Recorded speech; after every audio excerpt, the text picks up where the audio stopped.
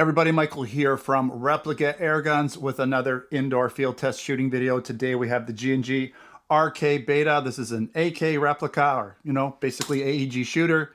And I have done the tabletop video for it, so you can check out specifications, details, all that information. I just have to come clean here. I did drop this on the ground and broke a piece off there, basically the bolt lever there, the little tab that hangs out there. So I'm sure this part could be replaced, but it's not really a functional part. It just opens up this port here.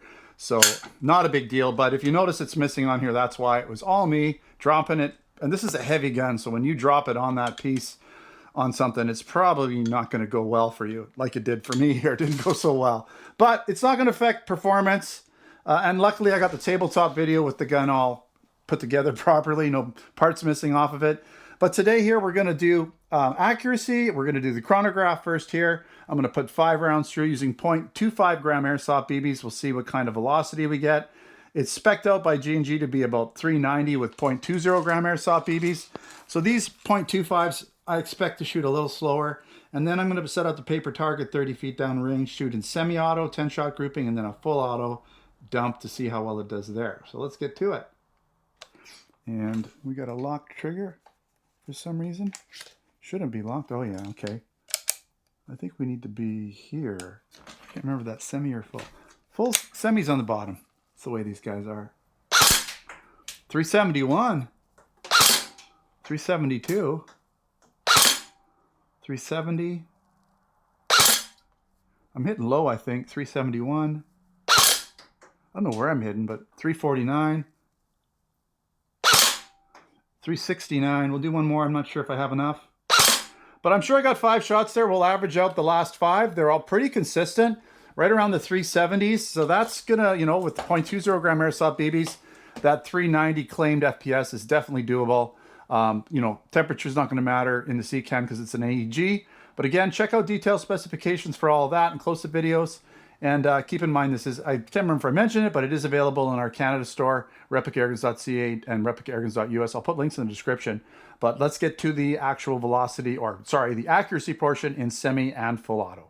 All right, I got my paper target set up, 30 feet down range. Let's start with the semi-auto, 10 rounds first. See how we do. Now, by the way, I don't actually have a proper sight on the back, so this is just going to be eyeballing it.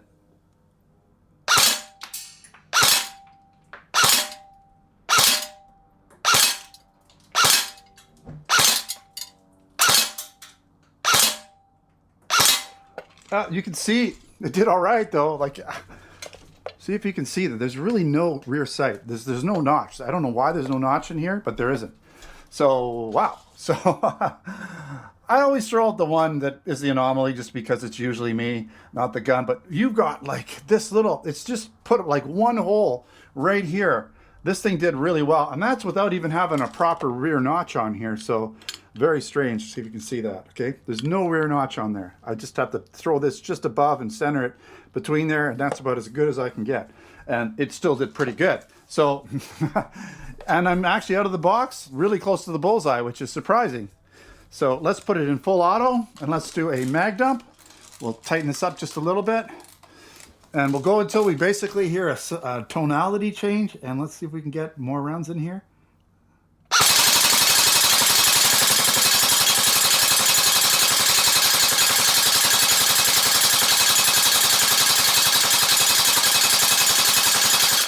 Okay, I think I could go on forever. This thing didn't want to run out. All right, so it pulled a little bit more to the right, but other than that, you can see this is who knows how many. I'm going to say maybe 100 rounds went into this target, and we got basically about a 3-inch grouping at the end of the day, maybe a little bigger than 3.5. But we just put a nice big hole in there. I'm going to have to change it all out, get a new cardboard and everything. This thing really did a good number on this target, that's for sure. Let's put it in safe. Yeah, this guy shoots pretty hard. It's obviously fairly accurate. You're going to want to put something on here because this sighting system's a little bit weird. I remember when I reviewed it, I wasn't sure what's going on because it's got like, you can see here, it's got this groove here, but you can't actually, I don't know if you can see down here, you can't actually see down the groove. It's really, really strange. The way it is. So you're probably going to want to put something on here, some sort of red dot on the front. I would assume, because you can't really put anything on the back here.